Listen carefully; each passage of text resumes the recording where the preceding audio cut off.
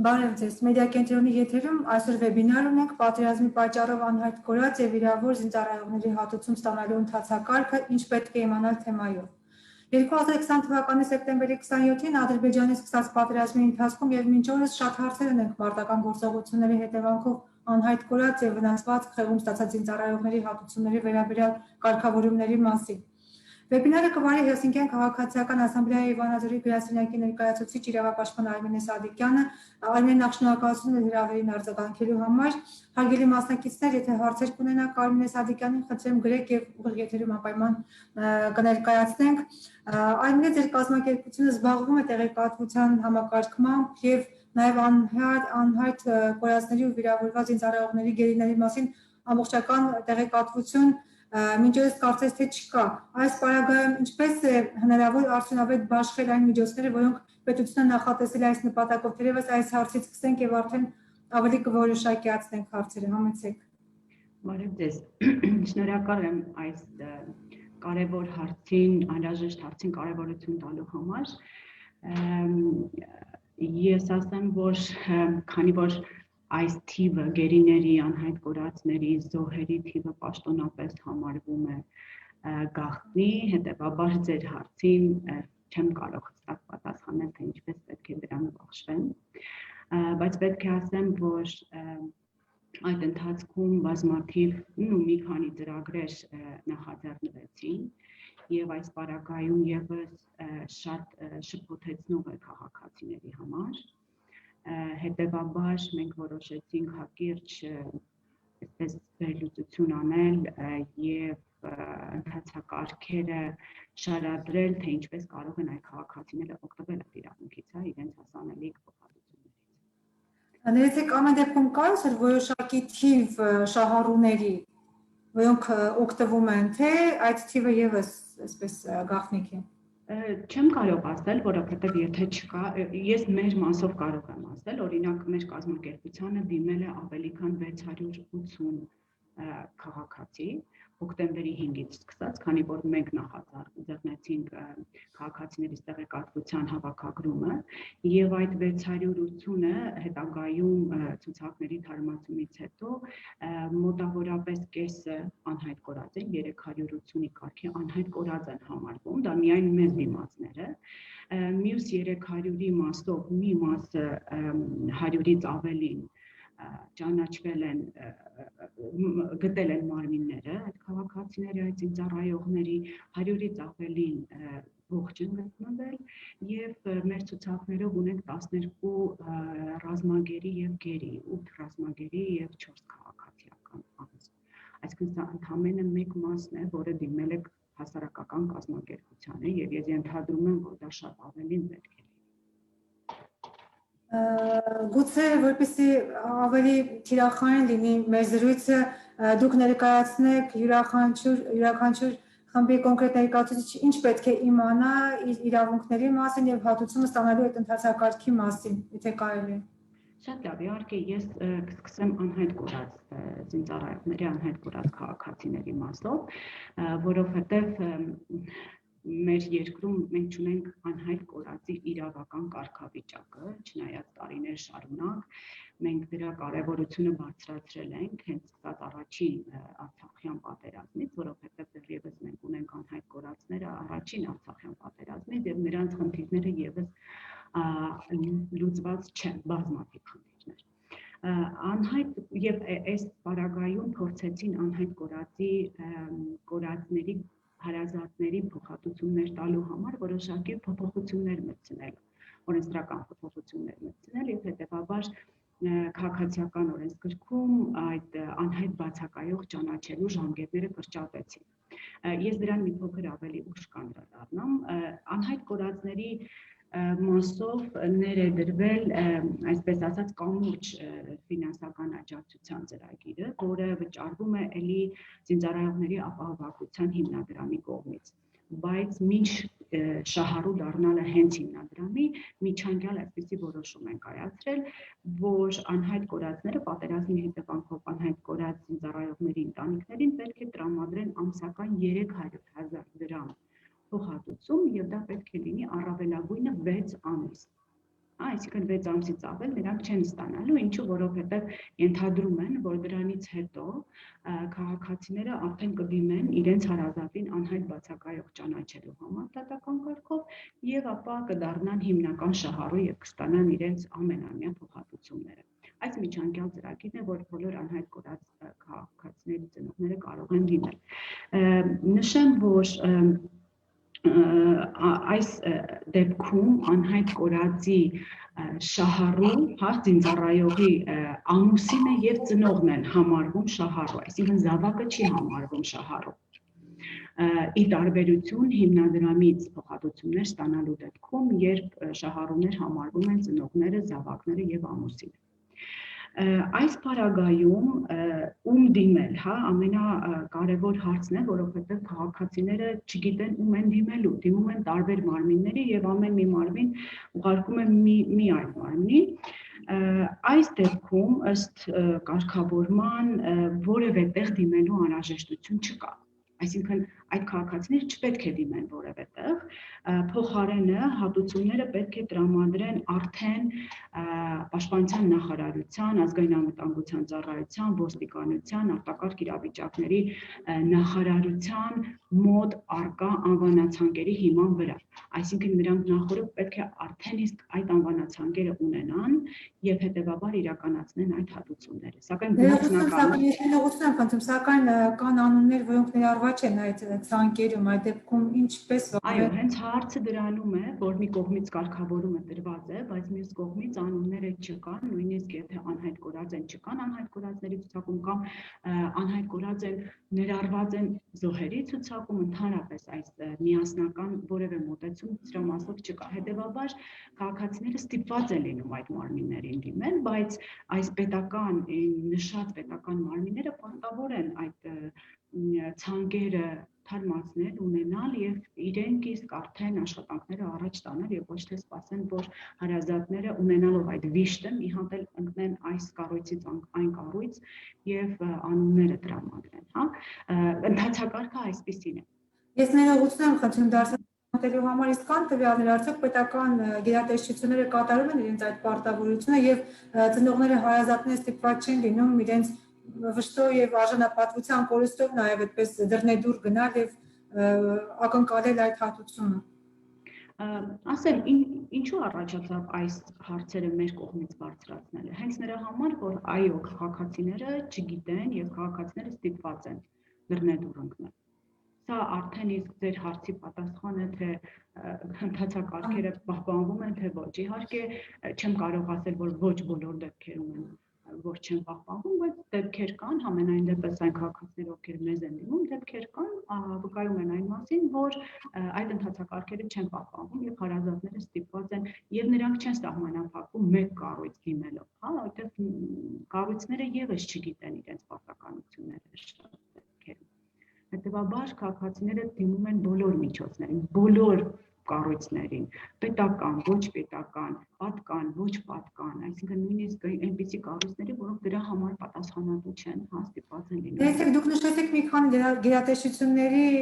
անվանումները, կա հստակեցված, թե որ գերատեսչությունը որ դեպքում ինչպես պետք է վարվի ծնողների հետ կամ շահառուների։ Կոնկրետ այդ նշած կառույցները պետք է անվանացանկերը ունենան։ Հետագայում արդեն կան որոշ ընթացակարգեր, որոնց ես կանդրադառնամ կոնկրետ, թե որ կառույցը ինչի համար է պատասխանատու։ Անհայտ բացակայող, անհայտ կորածների դեպքում այս տեսակի փոխհատուցումը ստանալու համար պետք է չդիմեն, այսինքն պետք է այդ անվանացանկերի հիման վրա արդեն իսկ իրենց կատարեն այդ փոխհատուցումները։ Բայց նորից եմ ասում, պրակտիկան այնպեսին է, քանի որ չկա միասնական ինչ-որ ցուցակներ կամ տեղյակ չենք կա թե չկա եւ շատերը չեն ներառված այդ ցուցակներում, ստիպված են լինում հենց իրենք դիմել եւ որոշակի տեղեկություններ ստանալ։ Այս մասով նշեմ նաեւ, որ այդ անվանացանկերը ստանալուց հետո, երբ որ այդ մարմինները, իմ նշած մարմինները անվանացանկերը ստանում են, իրենց մոտ արդեն կան անհայտ կորածների անվանացանկերը, 10 աշխատանքային օրվա ընթացքում պետք է կայացնեն որոշում, վճարում են այդ մարդկանց փոխհատուցումները, թե ոչ, եւ յուրաքանչյուր շահառուի անունով պետք է բացեն բանկային հաշիվ եւ կատարեն առաջին վճարումը։ Եվ դրանից հետո արդեն ըստ ամիսների առավելագույնը 6 ամիս վճարեն յուրաքանչյուր ամսվա 3-րդ աշխատանքային օր։ Սա առաջին խմբի համար։ Վճարում են թե ոչ, որ դեպքում չեն վճարում։ Նայեք, եթե պարզվի այն հանգամանքը, որ այդ անհայտ կորածը, օրինակ զորամասը կամ ծառայության վայրը ինքնակամ է թողել, կամ ինքնակամ է գերի հանձնվել, եթե նրանք ունեն որոշակի տեղեկատվություն, հա, այս պարագայում կարող են չվճարել։ Դրանք արդեն չեն համարվում, այսպես ասած, անհայտ կորած, այսինքն եթե Այդ տեղեկատվությունը ըստ էության դժվար է օբյեկտիվության վրա այդպես վստահ լինել, քանի որ պատերազմական իրավիճակում դժվար է այդպես յուրաքանչյուր դեպքի համար անհատական հետաքննություն անցկացնել ըստ էության։ Բնականաբար, բայց ստիպված են անելու, որովհետև եթե հնարավոր է ինք պատերազմական գործողություններ են եւ հնարավոր են նման իրավիճակներ եւ այս անվանացանկերի ճնշումների մեջ նաեւ ներառված է Հայաստանի Հանրապետության քննչական կոմիտեն, որը որ պետք է նաեւ այդ նմանատիպ խնդիրներով զբաղվի հնարավորինս հստակեցնելու այդ անվանացանկերը։ Այո, եթե կարելի է արդեն դուք ներկայացնեք կոնկրետ ինչ փաստաթղթեր են պետք է արդեն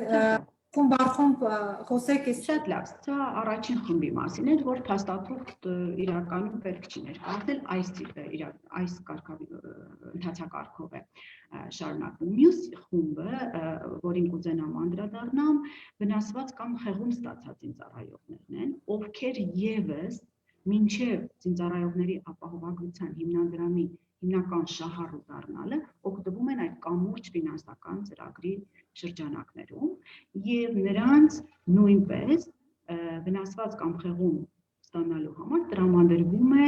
ամսական 300,000 դրամ ֆինանսական աջակցություն։ Այս դեպքում սա կվերաբերի այն քաղաքացիներին, այսինքն դառնում են շահառու այն քաղաքացիները, այն զինծառայողները, ում բժշկական հաստատությունը տրամադրում է եզրակացություն այն մասին, որ բուժման ավարտից հետո մեծ է հավանականությունը, որ ունենան առաջին կամ երկրորդ խմբի հաշմանդամություն։ Այսինքն, նայեք, կան հիմա քաղաքացիներ, ովքեր բուժում են ստանում, դեռևս չունեն հաշմանդամության կարգ, խումբ, բայց իրենք պետք է ստանան աջակցություն եւ այդ պարագայում բուժ հաստատությունը ըստ ունեցած խնդիրների, բժշկական փաստաթղթերի տալիս է տեղեկանք, որ այս անձը կամ այս անձին հնարավոր է որ ունենան առաջին եւ երկրորդ կարգի հաշմանդամություն։ Եվ այս պարագայում այս քաղաքացիներին տրամադրվում է 300,000 դրամ ամսական 6 ամիս շարունակ աջակցություն ֆինանսական։ Սա չի վերաբերում երրորդ կարգին, որտեղ երրորդ կարգի հաշմանդամություն ունեցողների համար կա մեկ այլ ծրագիր։ Հա, այս դեպքում, այս առաջին կամ երկրորդ կարգի հաշմանդամություն ստանալու դեպքում, երբ որ կհաստատվի արդեն իրենց հաշմանդամության կարգը համապատասխան բժշկասոցիալական փորձաքննություն անցնելուց հետո, արդեն իրենք կտեղափոխվեն եւ կդառնան հիմնական շահառու զինծառայողների ապահովագրության հիմնադրամի համար։ Ներեցեք, եթե այն զինծառայողները, որոնք ունեն վնասված խեղում, սակայն հաշմանդամության կարգ նրանց համար չի ենթադրվում, բայց բուժման համար բավական ծախսատար բուժում է եւ այլն, այդ դեպքում ինչպես է կարգավորվում այդ հարցը։ Այս դեպքում, եթե ինքը խնդիրը ձեռք է բերել պատերազմական գործողությունների հետևանքով, բնականաբար պետությունը պարտավոր է իր վրա վերցնել առողջության, բուժման անհրաժեշտ բոլոր միջոցները, հա, այդ պարագայում կարծես թե իրականացվում է, համենայն դեպս դեռևս չկա նախազանգեր, որ վիրավորում ստացածները չեն բուժվում պետության, հա, կողմից պետության միջոցների հաշվին։ Կային նախազանգեր, որ բուժման համար անհրաժեշտ է տեղափոխել արտերկիր եւ այդ դեպքում արդեն ֆինանսական խնդիրները զինվորների ընտանիքների, զինծառայողների ընտանիքների վրա։ Արտերկրի դեպքում մի փոքր ուրիշ է, բացատրեմ ինչու, որտեղ կան որոշումներ, ես կոնկրետ չեմ կարող հիմա տարբերել դրանք որոնք են, այն հիվանդությունները, որոնք հստակորեն սահմանված են, որ կարող են բուժվել Հայաստանի Հանրապետությունում, այդ հիվանդությունների բուժման համար պետությունը չի կարող վճարել կամ փոխհատուցել արտասահման տեղափոխելու համար։ Բայց այն հիվանդությունների դեպքում, եթե հստակ է, իսկ բժշկական, այսպես ասած, մասնագետների կողմից տրվում է հստակ հավաստումներ, որ դրանք այդ հիվանդությունը չի բուժվում Հայաստանի Հանրապետությունում եւ քաղաքացին ձեռք է բերել այդ հիվանդությունը պատերազմական գործողությունների հետևանքով, ապա այս դեպքում նրանք պարտավոր են փոխհատուցել այդ գումարները։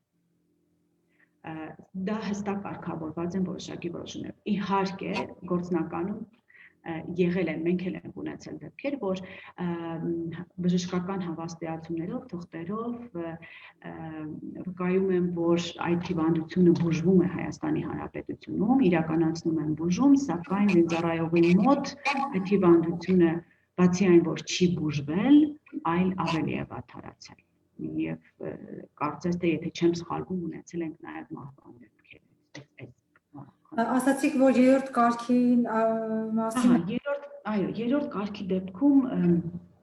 առաջին երկրորդի դեպքում մի նախադասությամբ էլ ասեմ, թե ուր պետք է դիմեն այդ քաղաքացիները այդ 300,000 դրամ ստանալու համար, վերստին, ինչպես նախորդ դեպքում, այս դեպքում եւս նրանք որևէ տեղ դիմելու կարիք չունեն։ Նրանց հետ պետք է կապ հաստատեն Պաշտպանության նախարարությունից։ Բայց նորից ասեմ,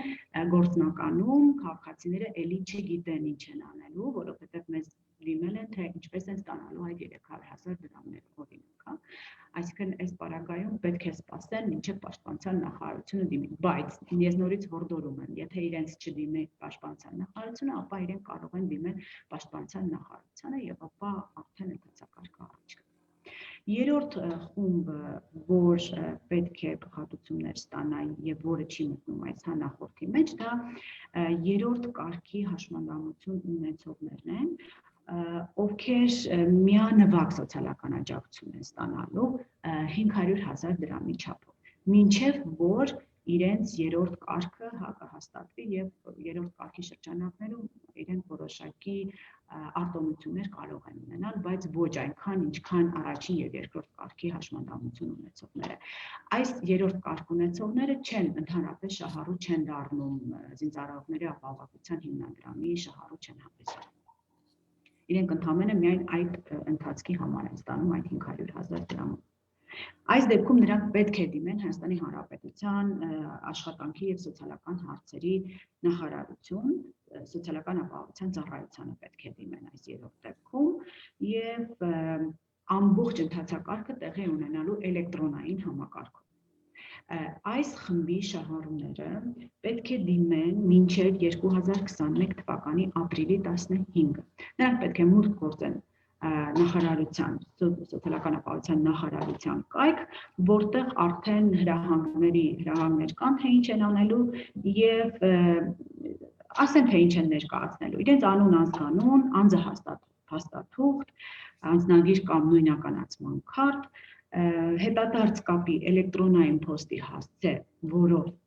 իրենց հետ կարող են հետագայում կապ հաստատել եւ իրենց բանկային հաշվին կցված վճարային քարտի համարը։ Ներկայացնելու են այս հիմնական փաստաթղթերը եւ միանվագ այդ 500,000-ականները ստանալու։ Նաև այսպիսի խնդիր կա, շատերը իրենց տունը թողել են, այսպես փախստականի կարգավիճակում են մեծ հաշվով եւ փաստաթղթերի խնդիր ունեն, նաեւ համակարգչի խնդիր ունեն, նաեւ ըստ էության վիշտը այնպեսին է, որ նրանք այդպես չեն կարող կենտրոնանալ եւ համակարգչով խնդրել այս կամ այն նախարարության email-ը եւ այլն։ Այս դեպքում, երբ փաստաթղթերի որոշակի կորուստ ունեն ամբողջական չի փաթեթը կամ ինչ-ինչ պատճառներով չեն դիմել, կա որևէ ճանապարհ, կամ երկարաձգում է կամ այլ ձևով փոխհատուցում է մարդկանց։ Հնարավորությունների մասով չգիտեմ, բայց ես կարծում եմ, որ նրանց գտնվելու մարզերի կամ Երևանի դեպքում սոցիալական թաղապետարանների սոցիալ-վարչությունները գոնե թե պարտավոր են աջակցել այդ փաստաթղթերի տրամադրման կամ փաթեթների հավաքման գործում, համենայն դեպս օրենքով այսպես ընթացակարգերով չկան սահմանված հստակ որ մարմիններն են պարտավոր այդ ամեն ինչով օգնել, համենայն դեպս պատկան մարմինները պարտավոր են այդ փաստաթղթերի հարցերը լուծել, որովհետև կա քաղաքացի, որ իսկապես փաստաթղթերը կորցրել եւ չի կարող դիմել, համենայն դեպս ինչի համար են պետական մարմինները, եթե ոչ այդ հարցերը եւս լուծելու համար, կարծում եմ, որ համենայն դեպս կարող են դիմել մարզպետարաններում սոցիալ-վարչություններ, քաղաքացիները Երևանում համապատասխան թաղապետարանի սոցիալ-վարչություն, առավել ևս, որ այդ կառույցները շահառու դառնալու դեպքում հիմնադրամի ծառայողների ապահովության հիմնադրամի շահառու դառնալու դեպքում համարվում են այն մարմիններից մեկը, որոնց պետք է քաղաքացիները դիմեն փաթեթները ներկայացնելու համար։ Որևէ հացակարգ կա գերիների առումով, նրանց ընտանիքներին աջակցության։ Այս կարգավորումների շրջանակներում որևէ աջակցություն կամ որևէ բան նախատեսված չէ ամենայն դեպս գերիների, ռազմագերիների աջակցության համար, ցավոք։ Հույս ունենք, որ գոնե թե բավականաչափ աշխատանքներ իրականացվում են օր առաջ նրանց հետ բերելու գործում, բայց սոցիալական աջակցության հարցերում չկա որևէ խնդիրներ չեն արծարծվում, որևէ միջոցներ չեն արծարծվում։ Նկատի ունենք գերիներ, որոնք վերադարձվել են, հայրենիքում են եւ նրանց առողջական վիճակի հետ կապված խնդիրներ կարող են առաջանալ եւ բազմաթիվ սոցիալական եւ այլ խնդիրներ։ Նկատի ունեմ այս դեպքում որևէ կարգավորում նախատեսվում է։ Այս դեպքում բնականաբար, քանի որ նրանք եւս մարտական գործողությունների հետևանքով տուժած քաղաքացիներ են, առողջական խնդիրների մասով պետք է եւ ստանում են, կարծես թե աջակցություն բժշկական հաստատություններում եւ այո, պետությունը պարտավոր է իր միջոցների հաշվին բուժումները իրականացնել, իսկ ինչ վերաբերում է հոգեբանական աջակցությանը, գիտենք, որ Պաշտպանության նախարարությունը համագործակցում է մի քանի հոգեբանական աջակցություն տրամադրող կազմակերպությունների հետ, իհարկե ռեսուրսները հնարավոր է, որ չեն բավականացնում, որովհետև այդ նույն կազմակերպությունները ներգրաված են զինծառայողներին, որովհետև բոլոր զինծառայողները ներկայությամբ ունեն այդ հոգեբանական աջակցության խնդիրը, զբաղված են նաև նրանց հարցերով, բայց կարծես թե համենայն դեպս պաշտոնապես մենք գրությամբ տեղեկատվություն ստացել ենք, որ հոգեբանական աջակցություն բոլոր տուժած խմբերին փուլ առ փուլ տրամադրվում է։ Նաև թեև մեր այսօրվա զրույցից կարծես թե մի փոքր շեղում է, ամեն դեպքում տեղյակ եք այն զինծառայողների համար, այն մարդկանց համար, որոնք կամավոր կամ զինվորական ծառայության բերումով մասնակցել են պատերազմին, պետությունը որևէ պարտավորություններ վերցնում է իր վրա այդ մարդկանց թե սոցիալական, առողջապահական եւ այլ հարցերում աջակցելու առումով։ Այդ մարդիկ եւս համարվում են, այսինքն նրանց կարգավիճակը հավասարեցված է զինծառայողների կարգավիճակին։ Այն ամենի մասին, ինչ ես վերը խոսեցի, դրանք եւս ներառում են կամավոր հիմունքներով կամավորագրված եւ պատերազմին մասնակցած քաղաքացիներին։ Ինչու այս հարցը տվեցի, քանի որ շատ քաղաքացիներ, որոնք թե որպես բժիշկներ են մասնակցել, թե կամավոր եւ անգամ զինծառայողներ, որևէ տեղից մինչ օրս չեն կարողանում ձեռք բերել որևէ հավաստիացություն, որևէ փաստաթուղթ, որը կվկայի նրանց ծառայության մասին եւ ըստ էության օդում կախված են եւ որևէ աջակցություն չեն էլ ակնկալում արդեն։ Այո, տեղյակ եմ նաեւ ես այդ դեպքերի մասին, երբ նույնիսկ հարցը միայն կամավոր է չի ցավալիորեն, հարցը նաև պահեստազորայիններն են, ովքեր կցագրված են զինկոմիսարիատներին եւ ովքեր A կետից հասել են B կետ, այդ մասին կա փաստաթուղթ, իսկ B կետից թե որտեղ են գնացել, մասնակցել են թե ոչ, չկա որևէ տեղեկատվություն, ինչը բնականաբար Պաշտպանության նախարարության եւ իր կառույցների թերացումն է։ Այս հարցով բնականաբար այդ քաղաքացիներին հորդորում եմ դիմել գրավոր ընթացակարգերով եւ իհարկե վիճարկել եւ բողոքարկել իրենց մասնակցության վերաբերյալ տեղեկատվության բացակայության այդ բաց թողումների մասին, բայց այդ բոլոր քաղաքացիները պետք է ներառված լինեն այս բոլոր աջակցության բոլոր ծրագրերից։ Իդեպ, եթե նույնիսկ որպես շահառու չեն հանդիսանում, այսինքն ոչ հաշմանդամություն ունեն, ոչ եւ այլն, նրանք նաեւ պարտավոր են առիթից օգտվելով, ասեմ, հատուցում ստանալ հենց պատերազմական գործողություններին մասնակցելու համար, հա, այսպես որպես աշխատավարձ տրամադրվող, նաև տեղյակ ենք, որ շատ-շատերին, նույն պահեստազորայիններին եւ կամավոր հիմունքներով մասնակցածներին նույնիսկ չեն տրամադրում այդ մասնակցության համար տրվող գումարները։ Եվ նաև քաղաքացիական անձիկ կան, որոնք տուժել են այդ պատերազմական գործողությունների պատերազմի պատճառով եւ նրանք եւս կարծես թե որևէ, այսինքն ըստ էության չեն մասնակցել պատերազմին ուղղակիորեն որպես զինծառայող, սակայն տուժել են եւ որևէ աջակցություն կարծես թե չեն կարող ակնկալել։ Այս մասով եւս ես չեմ համենայն դեպս չգիտեմ որևէ նախաձեռնություն կա պետության կողմից աջակցության, թե ոչ, կարծես թե չկա, բայց այնուամենայնիվ չգիտեմ բոլոր տեսակի տուժած քաղաքացիներին համենայն դեպս պետությունը պարտավոր է տեր կանգնել։ Դուք մեր զրույցի սկզբում ասացիք, որ ձեզ 600-ից ավելի քաղաքացիներ են դիմել, ունեք այդպես փոքրիկ ձեր վիճակագրությունը, նրանց խնդիրները են թե ոչ եւ հետաքրքիր թե հիմնականում ինչ հարցերով են դիմում ձեզ։ Կան հարցեր, որոնց մասին դեռևս չենք խոսել։ Նայեք, այդ քաղաքացիներին, երբ որ նշեցի այդ թիվը, դրանք միայն այն քաղաքացիներն են, որոնք 2020 թվականի հոկտեմբերի 4-ից 5-ից մինչև օրս դիմաց քաղաքացիներն են, ովքեր դիմել են իրենց կորած հարազատի մասին լուր ունենալու համար։ Եվ այո, կան խնդիրներ, որ օրինակ տեղեկությունները պետական մարմիններին հայտնել են մի քանի անգամ, օրինակի համար, եւ հաջորդ անգամ զանգով, երբ որ փորձել են նորություն իմանալ, իրենց անունը չի եղել այդ բազայում։ Չնայած որ իրենք նախկինում մի քանի անգամ տվել են այդ տեղեկությունները, դա մեկ։ Երկրորդը, երբ որ դիմել են մի կառույցի,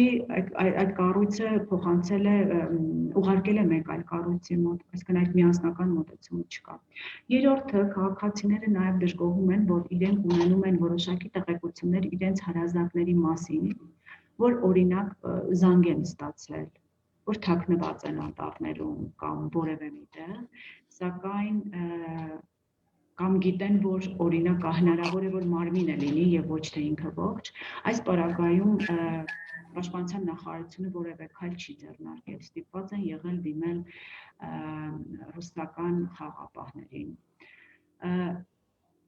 Այսինքն այնպիսի խնդիրներ են բարձրացնում, որոնք հրատապ քայլեր ձեռնարկելու անհրաժեշտություն ունեն,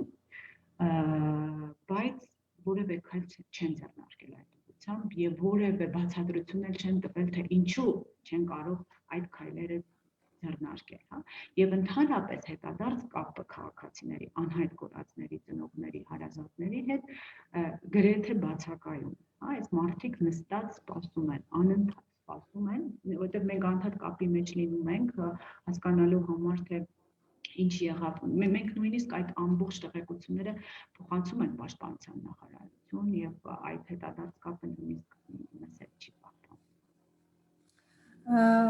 Խոսեցինք պետության պարտավորություններից, որոնք ըստ էության մեղմ ասած 100 պատշաճի չեն կատարում, այն քաղաքացիները, որոնք իրավունք ունեն պետությունից ակնկալել աջակցություն, սակայն չեն ստանում, որևէ ձևով իրավական որևէ ճանապարհ կա դիմելու իրավապահներին կամ իրենց իրավունքները փորձելու դատական դատարանների միջոցով պաշտպանել, ինչ կարող են անել դրանք, երբ ծեծում են պետության դուռը եւ բացող չկա, ասենք այսպես։ Դե ես միջոցներ միշտ էլ կան, բայց այս պարագայում օրինակ դատարան դիմեն ինչի համար կամ չգիտեմ, այսինքն ես կարծում եմ, որ միշտ պետք է բողոքարկել այն պարագայում, եթե կա որոշակի իրավական ընթացակարգեր եւ այդ իրավական ընթացակարգերը խախտվում են։ Այս պարագայում անհրաժեշտ է եւ շատ կարեւոր է իրենց իրավունքների խախտված իրավունքները վերականգնելու համար դիմել բոլոր հնարավոր միջոցների եւ բոլոր հնարավոր մարմինների։ Բայց այն պարագայում օրինակ անհայտ կորածների դեպքում պետության իդեմս Պաշտպանության նախարարությունը, հա, որպես պետության ներկայացուցիչ, պետք է դիմեն նրանց, այսինքն այդ քայլերը պետք է ձեռնարկի պաշտպանության նախարարությունը։ Դուք ասացիք, որ դիմել են, սակայն որևէ արձագանք չի ստացել։ Հենց դա է, այլ ձև չկա, որ դիմեն ուր դիմեն, այլևս ոչ ոք չկա, որ դիմեն, այսինքն պաշտպանության նախարարությունից այն կողմ չկա որևէ կառույց, ումից կարող են իրենք պահանջել, այսպես ասած, իրենց երեխային, հա, որովհետև պետությունը իդեմս պաշտպանության նախարարության իր վրա է վերցրել այդ զինծառայողների 2 տարվա, հա, պահելը, պաշտպանելը, այդ քաղաքացիների նկատմամբ պարտավորությունը վերցրել է եւ հետեւաբար հանդիսանում է միակ կառույց։ Այս պարագայում ինչ որ մեկ այլ կառույցի դիմելու դեպքում կստացվի, որ դիմում ես մի կառույցի, որը պատասխանատվություն չունի այդ տվյալ գործերի համար, տվյալ քաղաքացիների համար։ Այս դեպքում ասացիք, որ որոշ դեպքերում դիմում են ռուս խաղաղապահներին կամ չգիտեմ, Կարմիր խաչի ներկայացուցիչներին գուցե, այսինքն միջազգային որևէ կամ ԱԾԱՆ-ի միջոցով խնդիրը բարձրացնել կամ նրանցից օգնություն աջակցելու հնարավորություն կա, թե ոչ նաև ֆինանսական, եթե կարելի։ Ֆինանսականի մասով չկա, որովհետև օրինակ մեզ մոտ հիմա գործող Կարմիր խաչի միջազգային կոմիտեն ինքը, այսպես ասած, աջակցող մարմնի մանդատ ունի, ինքը չի կարող այլ կերպ վարվել, ինքը կարող է միայն օգնել պետությանը իրականացնելու իր պարտավորությունները, հա, այս պարագայում Կարմիր խաչի համար շատ է կարևորվում որոշակի տվյալներ ունենալը քաղաքացու կողմից, օրինակ տեսանյութ կամ նկար, որով որ կարող են նույնականացնեն գերուն, ռազմագերուն կամ անհայտ կորածին, որպես իրենք կարողանան այդ ուղղությամբ աշխատել։ Բայց նորից եմ ասում, Կարմիր խաչը այստեղ ընդհանրապես աջակցող մարմին է եւ ինքը որևէ այլ իրավասություն չի կարող ունենալ, որպեսզի այդ հարազատներին օգնել։ Իհարկե նրանք էլ մեզպես լսում են քաղաքացիներին, հարազատներին, ստանում են բազմաթիվ զանգեր, ես գիտեմ, բայց այլ բան քան այն ինչ որ անում են չեն կարող անել։ Ուղղակի չեն կարող, ի պաշտոնե, հա, իրենց մանդատից ելնելով չեն կարող անել։ Արմին, այնպես է ստացվում, որ փաստորեն անհայտ կորած եւ վիրավորված զինծառայողների կամ նրանց ընտանիքները ստերության գործնական որևէ քայլեր անելու կարիք պիտի ոչ չունենան, այսինքն ինչպես ասում եք, պետք է նստեն տանը եւ սպասեն, որ պետությունը, պետական գերատեսչությունները ներկայացնեն այն փոխհատուցումը, որը նրանց հասնում է։ Քանի որ այս գործընթացը ստերության կարգավորված չէ, այսինքն պետությունը ստերության չի կատարում իր պարտավորությունները ինչ պատճառներով, մարդիկ ինչ պետք է անեն, մի հատ ամփոփելու համար մեր այսօրվա զրույցը, այսինքն ամեն դեպքում նրանք խորհուրդ եք տալիս չսպասել, այլ փորձել որևէ ճանապարհով թակելով այս կամ այն դուռը ինչ որ մի լուծման հանգել։ Դե բնականաբար պետք է այդպես անեն, այսինքն եթե պետությունը իր պարտավորությունները, մենք հիմա տեսնում ենք պաշտպանության նախարարությունը, որքանով է կատարում իր պարտավորությունները տարբեր այլ հարցերով, հա, բնականաբար պետք է դիմեն։ Ես ավելին ասեմ, ես մինչ այս անդրադարձա ընդամենը 3 խմբի, ովքեր որ այդ փոխհատուցումները ընդամենը միջանկյալ փոխհատուցումներ են ստանում։ Դրանից հետո առաջ են գալիս որպես զինծառայողների ապահովագրության հիմնադրամի շահառու դառնալու համար։ Հիմա տեսեք, ես մի հատ մեկ այլ կարգավորում բերեմ, որի մասին չխոսեցի։ Անհայտ կորած քաղաքացիների դեպքում այդ 6 ամսից հետո այլևս գումարներ չեն ստանալու։ Փոխհատուցում կարող են ստանալ, եթե դիմեն դատարան, իրենց անհայտ կորած հարազատին ճանաչեն անհայտ բացակայող, դատարանը ճանաչում է անհայտ բացակայող ճանաչելուց հետո, երբ որ վճիռը ուժի մեջ է մտնում, ապա այդ քաղաքացիները դառնում են արդեն հիմնական շահառու հիմնադրամի համար։ Հիմա տեսեք, քաղաքացիներից քանի հոգի կարող են դիմել դատարան, քանի հոգի կարող է հայցադիմումներ կայացնել։ Այսինքն առաջանում է խնդիր, որ այս մարդիկ ստիպված են լինելու փաստաբան, իրավաբան վարձել, չգիտեմ ինչ, որպեսզի կարողանան իրենց կորած հարազատին անհայտ բացակայող ճանաչել 3 ամիս հետո, հա, կորչելուց 3 ամիս հետո, անհայտ լինելուց 3 ամիս հետո։ Եվ այստեղ նաև հարց է առաջանում, այդ դիմելուց հետո դատարանը որքան ժամանակ հետո անցկացնի, ասենք դատական նիստերը, ինչքան կտևի, որքան ժամանակ, ես չեմ կարծում, որ մեր պրակտիկայից ելնելով դատարանները այնքան ծանրաբեռնված են, որ դա հաստատ 1 տարի կտևա։ Եվ այս պարագայում մենք նաև փորձել ենք քաղաքացիներին աջակցելու համար պատրաստել ենք դիմումի օրինակելի ձև, որ քաղաքացին առանց հավելյալ ռեսուրսներ ծախսելու կամ իրավաբան ու փաստաբան խնդրելու, ինքը կարողանա անձամբ լրացնելու դատարան դիմելու դիմումը եւ արդեն այս պարագայում իրենց անհայտ կորած հարազատին անհայտ բացակայելու գործընթացը առաջ տանելու համար։ Եվ եթե այն քաղաքացիները, ովքեր կունենան դժվարություն, մենք այդ դիմումի հետ միասին նաև կազմել ենք դիմումը լրացնելու ձևը, թե ինչպես կարող են իրենք այդ դիմումը լրացնել, հրահանգները այսպես ասած, եթե քաղաքացիները կունենան դժվարություն, բնականաբար մենք կարող են դիմել մեզ եւ մենք կարող ենք այս պարագայում եւս իրենց աջակցել։ Այսինքն ասածս նա է, որ նույնիսկ այս պարագայում, եթե փոքր ծրագրերով պետք է նստեն, սպասեն, բայց դա էլ չի իրականացվում, մի հատ էլ արդեն առաջ է գալիս անհայտ կորածների համար այս դատական գործընթացները։ Շնորհակալություն, իհարկե թվում էր, որ պետական ատյանները գոնե փորձեն այս ծանր կորուստներ ունեցած մարդկանց հանդեպ ավելի այսպես զգայուն եւ գրագետ մոտեցում ցուցաբերել, սակայն ցավոք ինչպես դուք ներկայացրեցիք եւ ինչպես ունենք նաեւ շատ քաղաքացիների բողոքներ, պետությունը իր պարտավորությունը ստերության չի կատարում ամբողջությամբ։ Հիշեցնեմ, որ մեդիա կենտրոնի եթերում այսօր վեբինար էր պատերազմի պատճառով անհայտ կորած եւ վիրավորված զինծառայողների հատուցում ստանալու ընթացակարգը, ինչ պետք է իմանալ, իհարկե ինչ պետք է իմանալ զինծառայողների ընտանիքները, զինծառայողները գիտեն, սակայն թերևս մյուս վեբինարի թեման է, թե ինչպես պետք է պետությունը կատարի ստանձնած պարտավորությունները։ Եվս մեկ անգամ շնորհակալություն, հիշեցնեմ, որ վեբինարը վարեց Հելսինկյան քաղաքացիական ասամբլեայի Վանաձորի գրասենյակի ներկայացուցիչ իրավապաշտպան Արմինե Սադիկյանը, եվս մեկ անգամ շնորհակալություն, հաջողություն բոլորին։